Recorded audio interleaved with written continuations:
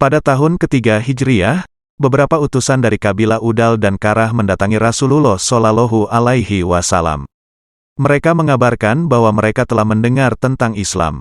Untuk itu mereka meminta Rasulullah agar mengirim utusan agar dapat mengajarkan Islam kepada mereka. Maka Rasulullah Shallallahu Alaihi Wasallam pun mengutus 10 sahabat untuk memenuhi permintaan tersebut. Rasulullah menunjuk Hashim bin Sabit sebagai amir, pemimpin mereka.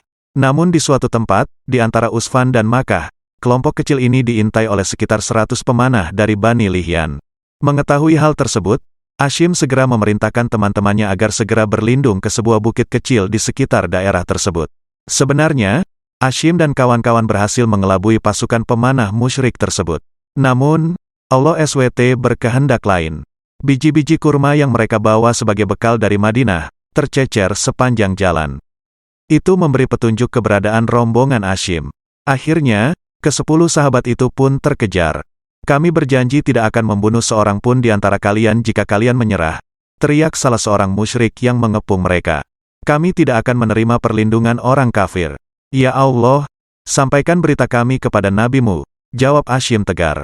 Maka rombongan musyrik itu pun menyerang dan berhasil membunuh Hashim dan 6 sahabat lain, hingga tinggallah Hubaib bin Adi, Zaid bin Datsinah dan seorang sahabat.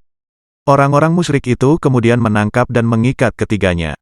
Namun, sahabat yang tidak diketahui namanya itu kemudian memberontak sambil berteriak, "Ini adalah pengkhianatan pertama," serunya sambil berusaha melawan. Ia pun syahid. Selanjutnya, Hubaib dan Zaid dibawa ke Makkah dan dijual sebagai budak. Sementara itu, Bani Harits yang selama ini menyimpan dendam kesumat terhadap Hubaib, mendengar berita tertangkapnya Hubaib. Rupanya nama Hubaib telah mereka hafal luar kepala, karena Hubaiblah yang membunuh Harits bin Amir, seorang pemuka Makkah, pada Perang Badar. Maka dengan penuh antusias Hubaib pun mereka beli. Maka jadilah Hubaib bulan-bulanan seluruh anggota Al-Harits.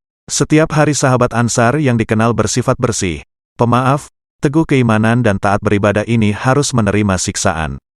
Hingga suatu hari salah seorang putri keluarga tersebut berteriak terkejut. Diberitakannya bahwa budak sekaligus tawanan mereka itu sedang santai dan tenang-tenang memakan buah anggur. Padahal, buah tersebut sedang tidak musim di Makkah dan Hubaib pun diikat tangannya dengan rantai besi. Keluarga Al-Harits menakut-nakuti Hubaib, bahwa saudara sekaligus sahabatnya, Zaid yang juga dibeli keluarga Makkah lainnya, telah dieksekusi. Ia telah dibunuh dengan cara ditusuk tombak dari lubang dubur hingga tembus ke dadanya. Berita kejam nan sadis ini ternyata tidak berhasil membuat hati Hubaib ketakutan, apalagi berpaling dari keimanan. Namun, berita kejam nan sadis ini ternyata tidak berhasil membuat hati Hubaib ketakutan, apalagi berpaling dari keimanan. Sebaliknya, hal ini justru membuat dirinya lebih pasrah terhadap ketentuannya. Akhirnya keluarga Al-Harits pun putus asa. Mereka memutuskan untuk segera mengeksekusi tawanan yang tegar itu. Namun sebelum eksekusi dijalankan, Hubaib memohon agar diperbolehkan melakukan salat terlebih dahulu. Maka Hubaib mendirikan salat 2 rakaat. Usai salat, Hubaib menoleh kepada para algojo yang mengawasinya sambil berkata, "Seandainya bukan karena dikira takut mati, maka aku akan menambah jumlah rakaat salatku." Inilah salat sunnah pertama yang dilakukan seorang muslim ketika akan menghadapi kematian. Kemudian Hubaib melantunkan sebait syair, "Mati bagiku tak menjadi masalah, asalkan dalam ridha dan rahmat Allah. Dengan jalan apapun kematian itu terjadi, asalkan kerinduan kepadanya terpenuhi, ku berserah kepadanya, sesuai dengan takdir dan kehendaknya." Setelah itu, Hubaib pun disalib pada sebuah tiang. Lalu tanpa sedikit pun rasa belas kasih, pasukan pemanah menghujaninya dengan anak panah. Dalam keadaan demikian, seorang pemuka Quraisy menghampirinya dan berkata, "Sukakah engkau bila Muhammad menggantikanmu sementara kau sehat walafiat bersama keluargamu?" "Demi Allah," jawab Hubaib, "tak sudi aku bersama anak istriku selamat menikmati kesenangan dunia, sementara Rasulullah terkena musibah walau oleh sepotong duri.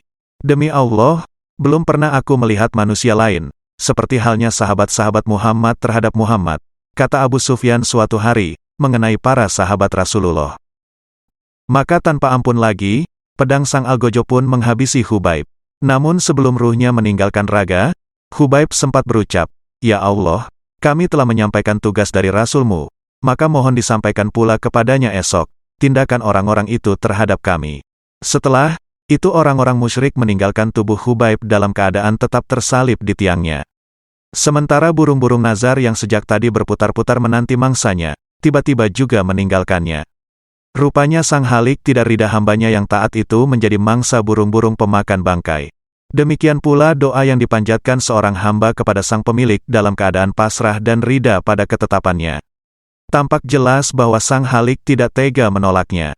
Itu sebabnya, Rasulullah yang ketika itu berada di Madinah secara mendadak mengutus Mikdad bin Ammar dan Zubair bin Awam untuk segera menyusul ke tempat Khubayb disalib.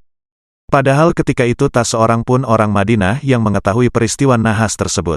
Setiba di tempat yang dimaksud, Khubayb telah tiada. Senyum kedamaian tergurat di wajahnya. Dengan menahan kedukaan yang mendalam, kedua utusan tadi kemudian melepaskan sang mujahid dari tiang salib kemudian membawa dan memakamkannya di suatu tempat yang hingga detik ini tak seorang pun mengetahuinya.